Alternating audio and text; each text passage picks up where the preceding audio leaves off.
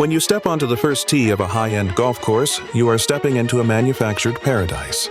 The grass is perfect, the sand is raked, and the world feels safe. We see these places as sanctuaries, escapes from the stress of real life. But that perfection is an illusion. It is a green mask hiding a much darker reality. If you were to take a shovel and dig just a few feet beneath those pristine fairways, you wouldn't just find dirt. You would find the remnants of history that the glossy brochures conveniently leave out. We are talking about courses built directly on top of brutal crime scenes. We are talking about legendary layouts that were literally blown off the face of the earth by the machinery of war. We are talking about the ghosts of unsolved mysteries that still haunt the clubhouses of the PGA Tour. Golf is a game of history, yes, but usually we only talk about the trophies and the records. We rarely talk about the land itself, and the land remembers everything. There are courses that were once considered the eighth wonder of the world, now buried under dull concrete parking lots. There are public parks where golfers played through the falling bombs of the Blitz. And there are places where the greatest swingers of the club met tragic, bloody ends that remain unsolved to this day. In this video, we are not looking at the leaderboard. We are looking at the lost Atlantises, the crime scenes, and the battlefields disguised as country clubs.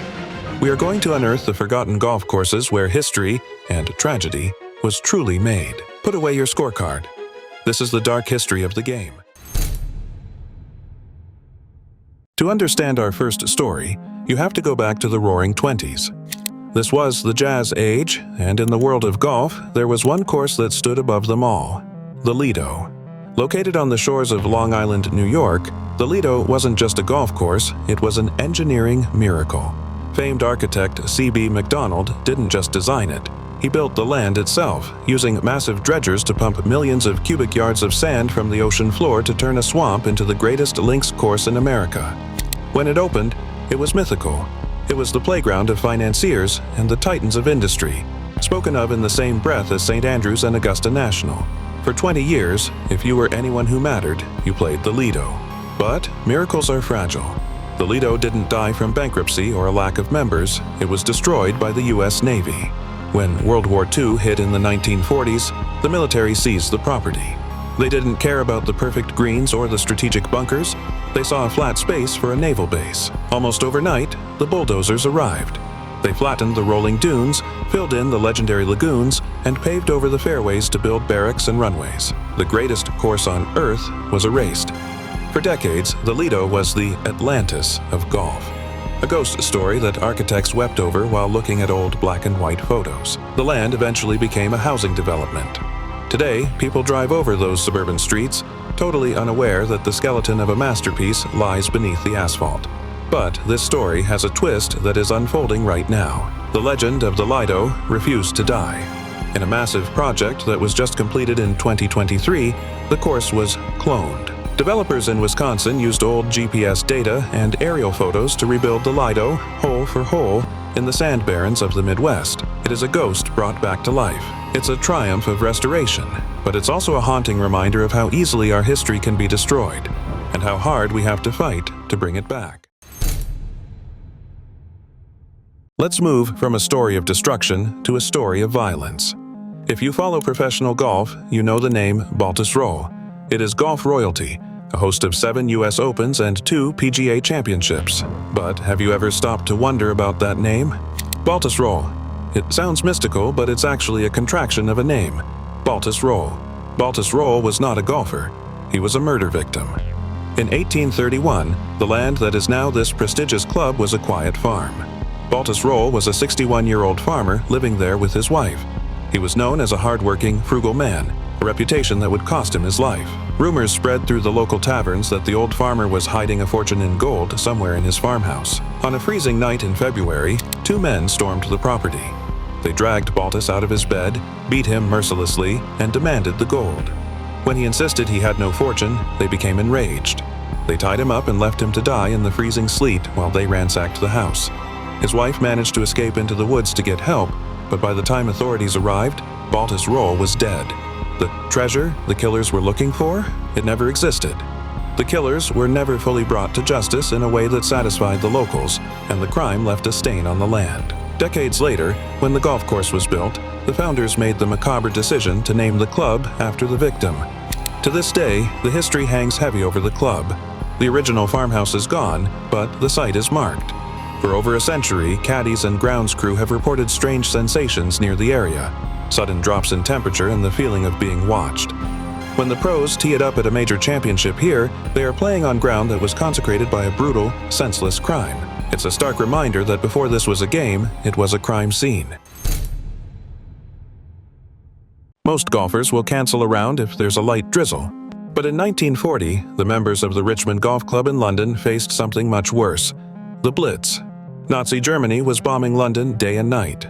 The sky was filled with the hum of aircraft and the explosion of anti-aircraft flak. Logic dictates that in a situation like this, you stop playing sports. But the British refused to let Hitler ruin their weekend round. The Richmond Golf Club didn't close. Instead, they issued the now famous Temporary Rules of 1940. These rules sound like dark comedy today, but they were deadly serious. Rule number 1. Players are asked to collect bomb shrapnel and splinters to save these causing damage to the mowing machines. Rule number 4 is the most shocking. A player whose stroke is affected by the simultaneous explosion of a bomb may play another ball from the same place. Penalty: 1 stroke. Think about that. If a bomb explodes next to you and messes up your swing, you still take a penalty stroke? It perfectly captures the British stiff upper lip. The visual is almost impossible to comprehend. Imagine men in tweed jackets walking down the fairway with gas masks slung over their shoulders. Imagine looking up to read the wind, only to see a dogfight between a Spitfire and a Messerschmitt overhead. The course was scarred with craters, and unexploded ordnance had to be flagged so players wouldn't accidentally detonate a bomb with a 9-iron. They kept playing as an act of defiance. By teeing it up in a war zone, they were saying that civilization and the simple joy of the game would circumvent the madness. We often debate who the greatest golfer of all time is, but there is a name lost to time, a man who might have been better than all of them. His name was J. Douglas Edgar. In 1919, Edgar arrived in Atlanta and started working at Druid Hills Golf Club. He was a wizard. He invented the modern golf swing gate method, and his results were terrifying. In the 1919 Canadian Open, he beat the field by 16 strokes, a record that still stands today. Not even Tiger Woods has beaten a field by 16 strokes. Edgar was on top of the world. He was young, wealthy, and teaching his secrets to a young Bobby Jones. But Edgar had a weakness. He liked the high life, and he liked women. On the night of August 8, 1921, the fairy tale ended in blood. Residents in Atlanta heard a commotion and found Edgar lying in the middle of the street, bleeding profusely from a deep wound in his thigh. He died shortly after. The police report officially labeled it a hit and run, implying a car had struck him. But the evidence didn't add up. There were no skid marks. There was no bruising on his body consistent with a car impact. The wound was clean and deep, the kind made by a knife. Rumors exploded immediately. It was well known that Edgar was involved with a married woman. The dark whisper on the street was that a jealous husband had cornered him, intending to teach him a lesson by cutting the tendons in his legs to ruin his golf career. But the knife went too deep, hitting an artery. Because the people involved were wealthy and powerful, the theory is that the murder was swept under the rug as a traffic accident to avoid a scandal. The case went cold immediately. J. Douglas Edgar was buried, and with him went the secrets of the greatest swing in golf. When you walk the fairways of Druid Hills today, you are walking in the shadow of a genius who was cut down in his prime. We think of golf courses as permanent, but they can die. And no course illustrates the cycle of death and rebirth like East Lake in Atlanta. Today, East Lake is the home of the PGA Tour Championship. It is an immaculate, exclusive club where the winner takes home $25 million. It looks like it has been perfect forever.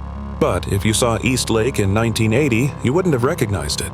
You would have been afraid to get out of your car. In the 1970s, the neighborhood around the legendary course collapsed. The elegant homes were replaced by the East Lake Meadows Public Housing Project, which became infamous for poverty and violence. The locals called it Little Vietnam because the sound of gunfire was so constant. The golf course, once the home of Bobby Jones, was rotting from the inside out. There were stories of players on the course ducking for cover from shootings in the apartments next door. Drug deals happened through the chain-link fences along the fairways. The clubhouse sat like a fortress in a war zone. Most clubs would have sold the land and moved to the suburbs, But in the 90s, a local developer had a radical vision. He realized he couldn't save the course unless he saved the neighborhood. He poured millions into the project, bulldozing the crumbling projects and building safe, mixed-income housing. He used the golf club as the engine to rebuild the community. It worked. The crime rate plummeted, and the course was restored to its former glory. Just recently, in 2024, East Lake underwent another massive restoration to return it to its 1920s roots. When you see it now, you are looking at a survivor. It is a testament to the fact that a golf course can be more than just a playground. It can be a lifeline. But we should never forget how close we came to losing this historic ground to the chaos of the streets. Our final story isn't about a course that is dead or one that has been saved. It's about a course that is fighting for its life right now. Sharp Park in California isn't a private club. It's a public municipal course where you can play for $50.